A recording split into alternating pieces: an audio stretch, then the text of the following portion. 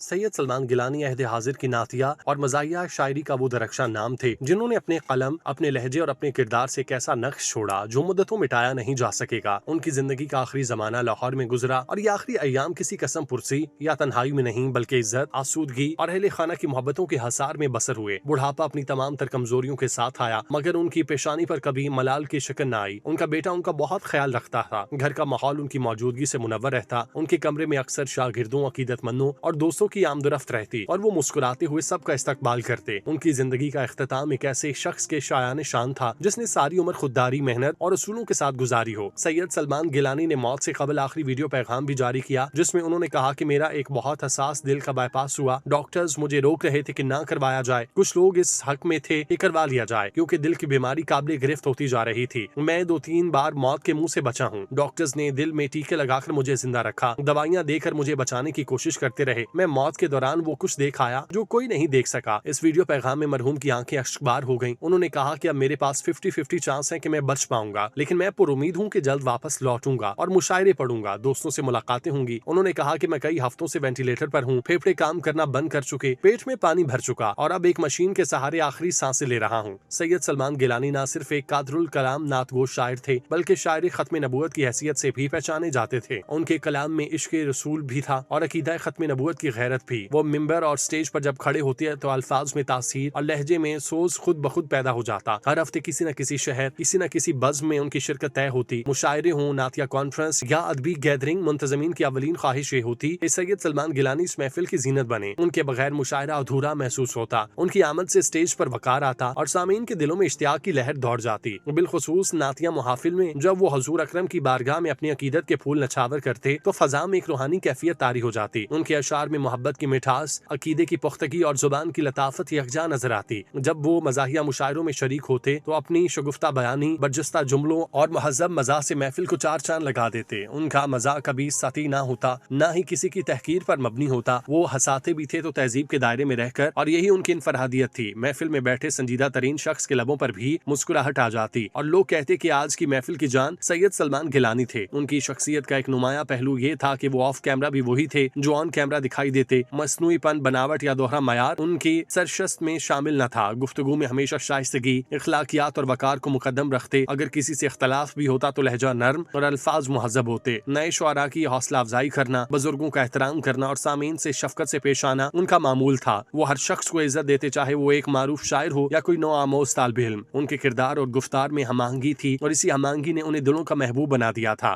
گزشتہ رمضان المبارک میں بھی ان کی مصروفیات معمول کے مطابق جاری تھیں۔ متعدد ادبی محافل اور مشاعروں میں انہیں مدعو کیا گیا تھا۔ تقاریب کے پوسٹر پر ان کا نام نمایاں ہوتا اور لوگ اشتیاق سے ان کی آمد کے منتظر رہتے۔ مگر تقدیر کو کچھ اور منظور تھا۔ کسی کے وہم و گمان میں نہ تھا کہ یہی ایام ان کی حیات مستعار کے آخری دن ثابت ہوں گے۔ وہ بچوں کے درمیان تھے، ان کی خدمت اور محبت سے گھرے تھے۔ ان کی اولاد نہایت فرمانبردار تھی اور باپ کی خدمت کو سعادت سمجھتی تھی۔ ان کے ساتھ ایک نوجوان بھی مقرر تھا جو تنخواہ پر ان کی خدمت انجام دیتا، سفر میں ساتھ جاتا، پروگرامز میں ان کا خیال رکھتا اور ہر ضرورت کا اہتمام کرتا۔ اسی طرح ان کے آخری ایام تنہائی یا بے بسی میں نہیں بلکہ سہولت اور سکون میں گزرے۔ بڑھاپے کے باعث ان کی ٹانگوں میں کچھ مسائل پیدا ہو گئے۔ ڈاکٹرز نے احتیاطاً چھڑی کے استعمال کا مشورہ دیا تھا اور وہ وقار کے ساتھ چھڑی تھامے سٹیج تک آتے۔ یہ منظر سامعین کے دلوں کو چھو لیتا۔ ایک بزرگ شاعر جس کے قدموں میں کمزوری مگر آواز میں اب وہی گھن گھرج اور الفاظ میں وہی تاثیر، جسمانی کمزوری ان کے حوصلے کو شکست نہ دے سکی۔ وہ بدستور سفر کرتے، مشاعروں میں شریک ہوتے اور اپنے چاہنے والوں کو اپنے کلام سے نوازتے۔ سید سلمان گیلانی کی نماز جنازہ جب جامعہ اشرفیہ لاہور میں ادا کی گئی، وہاں کا منظر غیر معمولی تھا۔ اہل علم، شعراء، ادبا، شاگرد اور عقیدت مند بڑی تعداد میں جمع تھے۔ ہر آنکھ اشکبار تھی مگر اس غم کے ساتھ ایک عجیب سا اطمینان بھی فضا میں محسوس ہو رہا تھا۔ جب لوگوں نے ان کے چہرے پر آخری نظر ڈالی تو بہت سو نے گواہی دی وہ کس قدر سکون اور طمانینت کے ساتھ اس دنیا سے رخصت ہوئے۔ ان کے لبوں پر ہلکی سی مسکراہٹ نمایاں تھی، جیسے کسی محبوب ہستی کی بشارت سن کر دل مطمئن ہو گیا ہو۔ بعض اہل دل نے جذبات سے مغلوب ہو کر یہ بھی کہا کہ گویا نبی کریم خود اپنے ثنا خان کو خوشخبری دے رہے ہوں کہ سلیمان تم جنتی ہو۔ یہ الفاظ عقیدت کی کیفیت میں ادا کیے گئے مگر اس منظر کی تاثیر نے ہر شخص کے دل کو چھو لیا۔ کہا جاتا ہے کہ انسان کے چہرے پر آخری لمحات کی کیفیت نمایاں ہو جاتی ہے۔ سید سلمان گیلانی کے چہرے پر جو خاص نور اور سکون دیکھا گیا وہ حاضرین کے لیے باعث حیرت بھی تھا اور باعث تسلی بھی۔ نہ کوئی اضطراب، نہ کوئی تکلیف کے آثار، بلکہ ایک ایسی طمانینت جو گواہی دے رہی تھی کہ ان کا آخری وقت کرب میں نہیں بلکہ پرسکون انداز میں گزرا۔ بہت سے لوگوں نے اسے نیک نیتی، ثنا خان رسول سے وابستگی اور ساری عمر کی پاکیزہ طرز زندگی کا ثمر قرار دیا۔ نماز جنازہ میں بڑے बड़े बड़े उदबा, शराय कराम शरीक हुए। इल्मी और अदबी हलकों की मारूफ शख्सियात मौजूद थीं, जो इस बात का सबूत था कि सैयद सलमान गिलानी महज शायर नहीं बल्कि इदारा थे। उनकी जुदाई को जाती नुकसान समझा गया। इस मौके पर मारूफ शायर जाहिद फखरी ने रंजीदा लहजे में कहा कि सलमान गिलानी जैसा भला आदमी मैंने पूरी जिंदगी नहीं देखा। ये जुमला महज ताज़ियती कलमात न थे, बल्कि हम असर शायर की तरफ से उनकी शख्सियत की सच्ची गवाही थी। वो वाकई नरम गो, मिलनसार और दरवेश सिफ्त इंसान थे, जिन्होंने कभी किसी का दिल नहीं दुखाया, हमेशा मोहब्बत बांटी। अगर गहराई से देखा जाए तो मौत के वक्त उनके चेहरे पर वो मुस्कुराहट इस बात की अलामत समझी गई कि उनका आखिरी वक्त अजियत या बेचैनी से नहीं गुजरा। जिंदगी भर जिस शख्स ने दूसरों के चेहरों पर मुस्कुराहटें बखेरी, उसके अपने चेहरे पर भी रुखसती के लम्हे मुस्कुराहट सब्त हो गई। यह मंजर उनके चाहने वालों के लिए दायमी याद बन गया। गम के साथ एक सुकून की याद, जुदाई के साथ उम्मीद की किरण। वो मुशायरों पर जाने का एजाजिया लिया करते थे, क्योंकि वो फन की कदर कीमत के कायल थे। ताहम अगर कोई शख्स जाती तौर पर नजराना पेश करने की कोशिश करता तो अमूमन इनकार कर देते। खुददारी उनकी तबीयत का हिस्सा थी। उन्होंने कभी किसी के सामने दस्ते सवाल दराज न किया। अपनी मेहनत, अपने कलम और अपनी आवाज के बलबूते पर मकाम बनाया। उनकी जिंदगी आसूदा थी। वो एक अच्छे घर में रहते, बावकार तर्ज जिंदगी इख्तियार किए हुए थे। उनके जेर इस्तेमाल एक टोयोटा की गाड़ी थी, जिसमें अमूमन अपने प्रोग्राम में तशरीफ ले जाते। ये सब कुछ उनकी मेहनत और मुस्तकिल मिजाजी का समर था। आज जब ईद की खुशियां करीब आती हैं तो दिल बेख्तियार भर आता है। इस बार ना वो स्टेज पर जलवागर होंगे, न अपनी मखसूस शगुफ्ता अंदाज में सामीन को महसूस करेंगे, न नात के अशार में डूबी हुई उनकी आवाज समातों को मुअत्तर करेगी। महफिलें तो सजेगी, मगर उनकी कमी शिद्दत से महसूस होगी। वो चेहरा जो दूसरों के चेहरों पर मुस्कुराहटें बखेरता था, आज खुद नजरों से ओझल है, मगर उनकी यादें, कलाम और असलूब हमेशा जिंदा रहेगा। मेरे परवरदिगार, ये तेरा वो बंदा था जिसने अपनी जुबान को सनाखानी रसूल के लिए वक्फ किए रखा, जिसने अकीदा खत्म नबूवत के तहफ़्फ़ुज़ को अपना शार बनाया, जिसने लोगों को हंसाया भी, ईमान की ताजगी भी अता की। ऐ अल्लाह, उसकी मगफिरत फरमा, उसके दर्जात बुलंद फरमा, उसकी कब्र को नूर से भर दे और उसे अपने महबूब की शफाअत नसीब फरमा। जिसने दुनिया में मुस्कुराहटें बांधी, उसे अपने हुजूर दायमी मुस्कुराहट अता फरमा। आमीन सुमा आमीन।